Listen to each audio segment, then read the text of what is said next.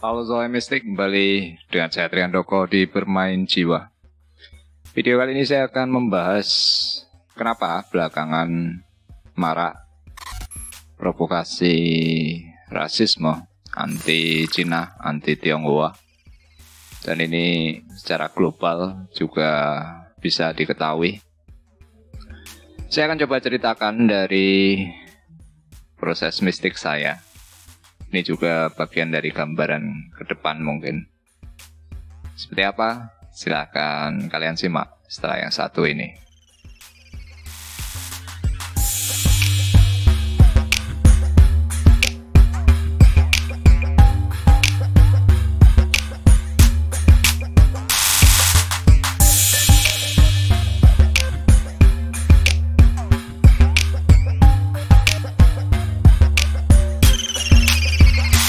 Oke, seperti biasa sebelum mulai disclaimer dulu. Jadi saya sering mengalami efek sliders, yakni pengaruh medan elektromagnet dari pikiran ke perangkat listrik. Jadi buat yang baru, kalau nanti menemukan ada audio yang kurang jelas atau mungkin yang lain, silahkan info di komentar. Jadi ini paling tidak yang saya sampaikan supaya mengurangi efek dari sliders itu sendiri. Oke, jadi ini info saja. 2 video saya sebelumnya yang membahas Israel Palestina itu dari pihak YouTube kena demonetisasi, artinya tidak bisa diberikan iklan. Jadi ini bukan sensor ya, karena istilahnya YouTube hanya memberikan gambaran bahwa video saya tidak layak untuk pengiklan.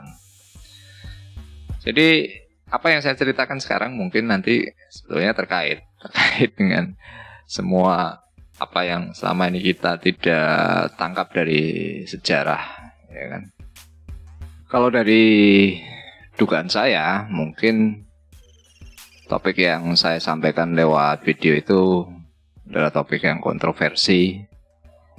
Semoga kali ini algoritma tidak membaca hal yang aneh, karena saya pikir saya juga tidak mengatakan provokasi yang kasar. Paling alasannya hanya itu. Kalau nanti sampai tidak bisa berkomentar, saya akan coba berikan link. Dan mungkin ke depan saya perlu siapkan satu channel terpisah untuk antisipasi misalnya. Ada beberapa hal yang mungkin tidak bisa saya sampaikan di channel ini. Oke, sebelumnya saya akan cerita sedikit. Jadi ini kejadian awal tahun ini juga. Waktu itu ada pembatasan. Kebetulan saya mendapat undangan resepsi pernikahan. Dan saya memutuskan untuk naik ojol. Dan kejadian ini di tengah perjalanan menuju gedung resepsinya. Jadi saya bertanya kondisi terakhir terkait dengan pembatasan apa yang dialami si driver ini. Nah, di situ kemudian muncul konteks yang menyalahkan semua gara-gara virus Cina, virus Wuhan. Lalu saya tanyakan, Bapak tahu infonya dari mana? Jawab driver itu, oh, udah banyak mas, di berita juga udah lama itu disampaikan. Lalu saya coba tanya lebih detail. Ya Pak, saya kurang mengikuti berita. Memang seperti apa? Oh banyak mas. Ya gara-gara virus itu kita jadi susah cari duit. Enggak hanya di berita di sini mas, di luar itu BBC, CNN. Udah lama itu beritanya mas.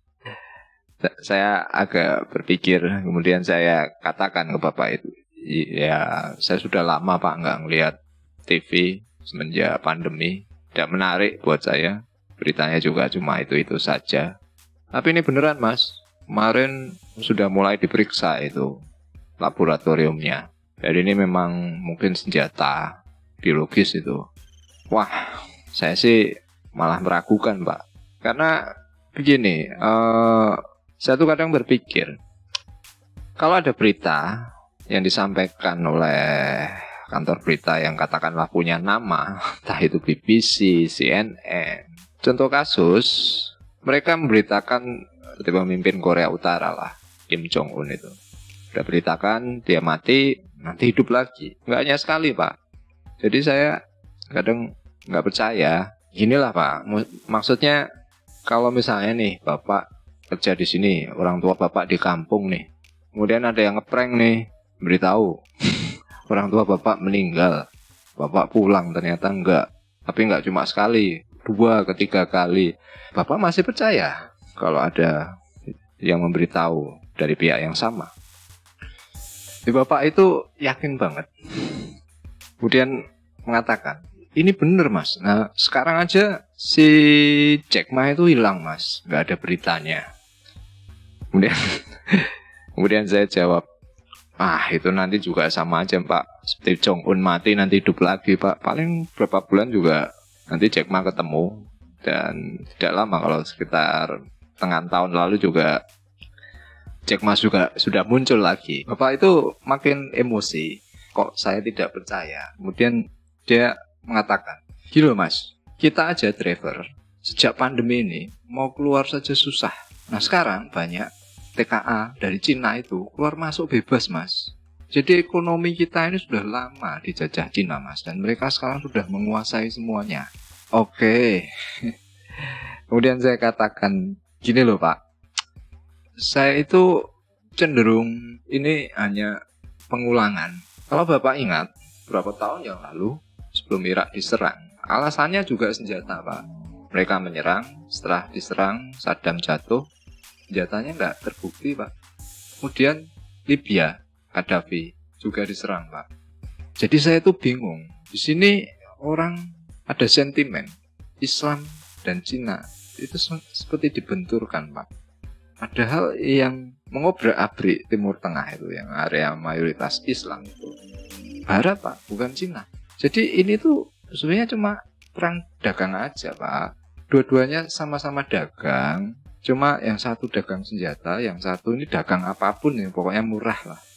Kalau Bapak nggak percaya, coba deh buka semua barang itu bikinan Cina Pak. HP aja itu, HP Bapak itu buka pasti dalamannya Cina Pak. Dulu ya kan, Bapak beli barang mahal Pak. Semenjak Cina ini berkembang, kita bisa beli barang murah Pak. Jadi Bapak pilih mana? Pilih dijajah Barat atau dijajah Cina? Berarti kalau Bapak sekarang anti Cina, berarti Bapak bela Barat. Berarti Bapak di blok Barat dong. Padahal yang ngobrak-abrik Timur Tengah juga Barat. Mungkin Bapak itu kepikiran lalu mengatakan ke saya, enggak Mas, saya enggak bela Barat, tapi Cina ini kemarin Mas, itu sudah jelas masuk perairan kita Mas. Gini loh Pak, yang adep-adepan ini cuma 2 Pak. Jadi kalau tadi Bapak enggak bela Barat, tapi Bapak anti Cina, ya mungkin dari pihak Cina memang mereka mencoba masuk perairan karena mereka berpikir kita itu ada di pihak Barat Pak. Jadi inilah sederhananya Pak. Kalau Bapak dikasih pilihan nih, Bapak mau pilih yang mana? Kerjasama sama preman ya kan, dapat senjata, tapi ya tetap utang. Atau mungkin dengan yang satunya, Bapak tetap utang, dapat infrastruktur ya kan, kerjasama, barang murah. Pilihannya cuma 2 itu. Jadi kalau masalah TK asing Pak, ya kuncinya sederhana Pak. Saya ingat pesan Presiden Soekarno ya, kalau kita kuncinya cuma mandiri Pak, berdikari. Kalau kita bisa kerjain sendiri Pak, nggak usah lah kita pusing kerjasama dengan Cina. Oke? Pokoknya bagaimana kita bisa kerjain sendiri, bagaimana tetap aman. Jadi kita nggak terlibat dalam konflik itu Pak. Pembicaraan ini terhenti sampai di sini karena saya sudah sampai di lokasi. Oke, tadi cerita awal untuk pengantar saja. Jadi terkait dengan Cina ini, sebetulnya ada banyak hal yang bisa saya ceritakan. Jadi saya ingin bagikan beberapa video yang mungkin bisa menjadi perenungan perspektif kita. Kemudian terkait beberapa berita labelisasi ya, Cina, komunis, ateis, anti-Islam, Uighur, dan semua isu. Jadi ini adalah tentang kontrol massa. Saya ingin bagikan juga. Nah, yang menarik itu adalah sejarah Cina. Ini yang saya peroleh dari proses channeling. Nah, kebetulan kemarin ada teman yang minta membahas tentang Theoba Prophecy, Nubuat Theoba, tulisan dari Michel Desmarques. Saya baca buku itu berapa tahun yang lalu, dan itu bagian juga dari proses channeling saya, yang mengantar saya juga akhirnya mencari informasi terkait Cina. Karena ada dua hal. Yang pertama, sebutkan nenek moyang kita itu dari Yunan, artinya dari dataran dekat Cina juga, daerah Cina. Kemudian kalau dari Theoba Prophecy, buat yang belum baca, itu kan si Michel ditemui sosok dari dimensi ke-9. Kemudian di buku itu disebutkan tentang ras kuning dan ras hitam. Ini nanti terkait dengan Lemuria. Kemudian apa kaitannya dengan Cina? Kalau di Islam ada hadis, kalau nggak salah nih, tuntun lahirmu sampai ke negeri Cina. Dan ini nanti terkait dengan sejarah Cina, sejarah yang mungkin sudah tenggelam karena ini peradaban yang sangat lama. Nah, kemudian di video yang sebelumnya saya bicara tentang batu yang berbunyi. Di situ di akhir saya sebut tentang apa yang terjadi berikutnya setelah pandemi terkait dengan Cina juga. Dan kaitanlah dengan video Palestina saya, bahwa semua kita ini adalah anak cucu Adam, terkait juga dengan Anunnaki. Jadi kompleks, tapi saya mungkin akan coba bagikan berapa, kemudian nanti sambung di video selanjutnya, supaya kalau algoritma membaca ada sesuatu yang provokatif, paling tidak satu kena, mungkin yang lain masih bisa saya bagikan. Oke, mungkin saya awali dulu dari apa yang saya peroleh dari buku Nubuat Theoba atau Theoba Prophecy Michel Desmarques ini. Jadi di sana diceritakan kaitan kuat tentang keberadaan Lemuria, Atlantis.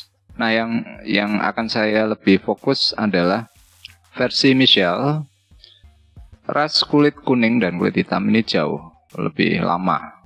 Jadi kalau kita sekarang secara sederhana kan ada ras putih, hitam, dan kuning. Oke.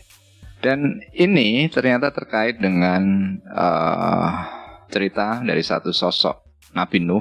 Sosok ini di tradisi bangsa lain juga ada dengan nama yang berbeda. Tapi yang menarik adalah kalau nanti kita membuka situs-situs purbakala, situs kuno yang lebih tua sebelum banjir besar, mungkin ini akan lebih mudah kita pahami. Karena tatanan dunia sebelum banjir besar dan setelah banjir besar itu berbeda. Jadi ada kiamat. Kiamat itu selalu ada. Dan setiap kali setelah kiamat, cerita itu seperti di reset ulang, dimulai lagi dari awal. Makanya kadang ada suatu hal yang terputus, jejaknya hilang. Oke. Ini nanti terkait juga kalau saya cerita sisi mistik, kenapa penanggalan itu dirubah. Ini ada kaitan dengan meriset, sebenarnya kayak game ya. Makanya kenapa saya pakai nama bermain jiwa. Ini adalah simulasi kesadaran. Kalau bicara sosok akan menjadi sangat tidak terbatas. Karena saya katakan semesta itu paralel. Jadi ini yang sulit untuk kita mengungkap sesuatu ketika kita masih terjebak pada identitas masing-masing. Padahal apa yang ada dulu, struktur negara atau wilayah pun tidak sama dengan apa yang kita pahami sekarang. Oke. Nah, dari keturunan Nuh ini jadi 3 bagian besar yang istilahnya mengelola bumi ini. Ini adalah generasi setelah yang kita kenal Homo sapien atau dengan ras Adam lah, anak cucu Adam. Ini gambaran dari peta T dan O. Peta etimologi Isidore tahun 1472. Jadi bumi dibagi 3, Asia, Eropa, dan Afrika. Nah, ini keturunan dari Nabi Nuh. Dengan istilah mungkin ini kalau di kitab suci, Islam Kristen kan dekat Yahudi. Ini adalah dari keturunan Sem, Japet, dan Ham. Asia itu Sem, Eropa Japet, dan Afrika Cham. Apa yang dikatakan oleh Michel itu kan yang lebih tua. Itu ras kulit kuning dan hitam dari konstelasi yang berbeda. Ras putih itu sebenarnya juga sudah ada, tapi dari konstelasi yang lain. Secara sederhana semacam itu. Nah, peradaban itu selalu berubah. Dulu, kalau kita lihat jejak kuno, ras kuning itu sempat tinggi. Kemudian ras hitam itu juga sempat tinggi. Nah, peradaban yang sekarang ini adalah ras putih. Nah, apa yang mungkin ke depan terjadi adalah peralihan kembalinya ras kuning memegang. Dan ini terkait ketika sekarang tensi mulai tinggi, saling berhadapan antara pihak barat, ras putih, dengan pihak Cina, ras kuningnya. Nah, ini masa krusialnya yang ingin saya sampaikan.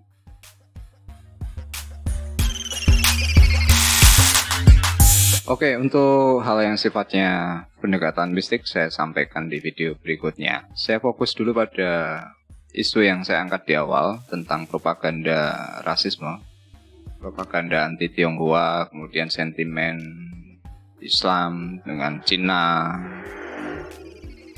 pribumi dengan non-pribumi, dan sebagainya.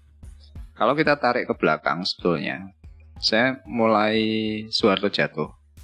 Ada satu hal yang berubah, berbeda dari biasanya ketika orang-orang itu mendoakan anaknya berguna bagi bangsa, negara, dan agama. Itu mulai bisa kita temui secara umum orang mengatakan itu.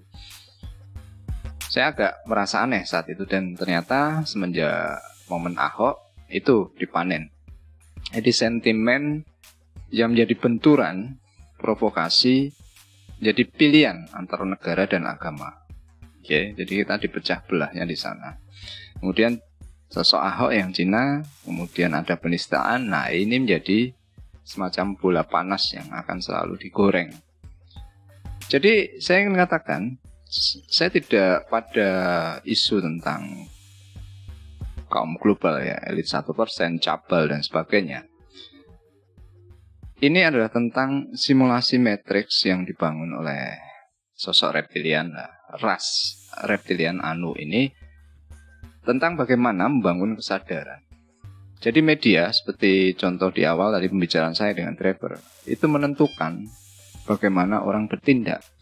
Sementara kalau kita lihat, saya pernah temukan data ini data tahun 2005 dan sekarang mungkin sudah berubah sama sekali. Jadi kalau misalnya pemerintahan dunia pun di situ, sini dari mulai agrobisnis sudah ada kartelnya, kartel minyak juga sudah ada, sosial media, psikologis juga sudah ada, kemudian sampai jaringan keuangan juga sudah rapi. Oke, kemudian secara pemerintahan globalnya juga sudah ada semacam petanya. Media sendiri ini tahun 2003, jaringannya hampir semua stasiun televisi dan radio, internet, semua itu sebenarnya kalau dikumpulkan ya hanya dari beberapa jaringan saja. Jadi orang berpatokan pada media, sementara medianya sudah dikuasai. Jadi ketika orang mengukur kebenaran dari media tanpa berpikir ulang, semua menjadi mudah untuk digerakkan. Apalagi sekarang era digital, dan ini kenapa perangnya tidak hanya perang dagang, tapi perang jaringan luar angkasa, dimulai dari sentimen Huawei, ya kan, ketika dia sudah siap dan kemudian diembargo. Karena yang menguasai ruang angkasa mereka yang memegang berikutnya. Dan ini yang saya katakan terkait dengan video tentang bunyi, ya kan. Sama dengan bangunan-bangunan piramid yang dulu membuat jalur komunikasi dan kelistrikan secara interdimensional, bumi dengan konstelasi yang di luar. Ini kita baru awal sekali menuju ke sana.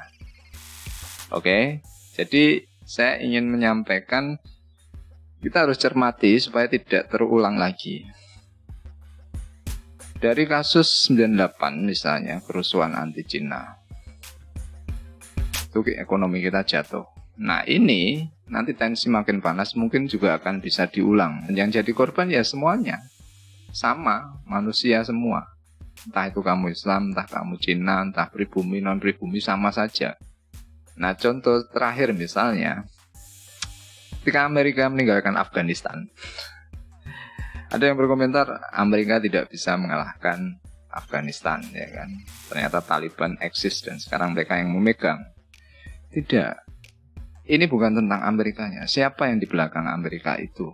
Karena pandemi ini semua, baik Amerika atau siapapun kena. Mereka memang tidak untuk mencapai kemenangan, tapi cuma bikin rusuh. Instabilitas, pecah belahnya di sana. Jadi kemenangan bukan target, tapi yang penting kamu selalu terpecah belah dan tidak bersatu. Poinnya ada di situ.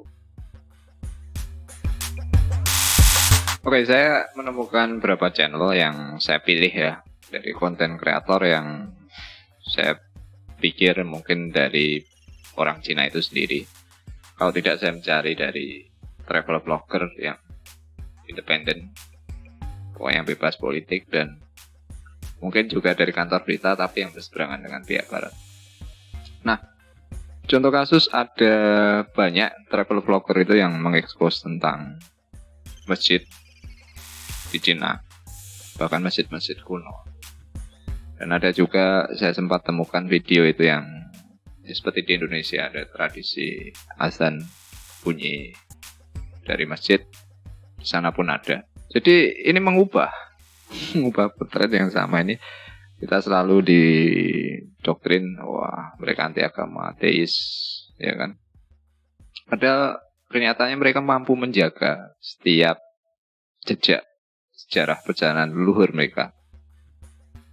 Makanya masjid-masjid pun di situ masih arsitekturnya masih kuno-kuno. Dan ini nggak bisa kita temui di negeri kita sendiri. Jadi mereka mampu melihara itu, juga mampu mengelola lingkungannya.